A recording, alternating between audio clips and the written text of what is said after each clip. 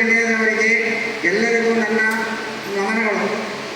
ಮತ್ತು ಈ ನಾನು ಭಾರತದ ಬೆನ್ನೆಲುಬಾದ ರೈತರ ಸಮಸ್ಯೆಯನ್ನು ಬಗೆಹರಿಸುವಲ್ಲಿ ಹೋರಾಟವನ್ನು ಮಾಡಲಿದ್ದೇವೆ. ಕೃಷಿ ರೈತರಿಗೆ ಕೆಲವು ಟೈಮು ಅನಾವೃಷ್ಟಿ ಅತಿವೃಷ್ಟಿ ಆಗೋದ್ರಿಂದ ಎಲ್ಲರಿಗೂ ಪರಿಹಾರ ಕೊಡುವಂಥ ಸರ್ಕಾರ ಸರಿಯಾದ ಗಮನ ಹರಿಸುತ್ತಿಲ್ಲ.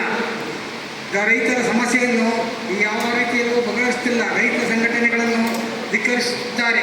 ರೈತರ ಸಮಸ್ಯೆಯನ್ನು ಅಲ್ಲಗಳೆಯುತ್ತಿದ್ದಾರೆ. ರೈತರಿಗೆ ಸಾಮಾನ್ಯವಾದ ಸಿಕ್ಕತಕ್ಕಂಥ ಸವಲತ್ತುಗಳು ಯಾವುವು ಸಿಕ್ಕುತ್ತಿಲ್ಲ. ರಾಜಕೀಯ ಅವರ ಸಮಸ್ಯೆಯನ್ನು ಮಾತ್ರ ಕಣ್ಣರಿಸುವ ಕಾರ್ಯವನ್ನು ಅವರು ಮಾಡುತ್ತಿದ್ದಾರೆ.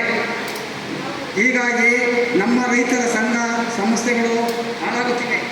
ಇದರಿಂದ ಸಂಘ ಸಂಸ್ಥೆಗಳಿಗೆ ಎಲ್ಲರೂ ಒಗ್ಗೂಡಿ ಎಲ್ಲರ ರೈತರ ಸಮಸ್ಯೆಗಳನ್ನು ಬಗೆಹರಿಸಿಕೊಳ್ಳುವುದಕ್ಕಾಗಿ ನಾನು ಪ್ರಾರ್ಥಿಸುತ್ತೇನೆ.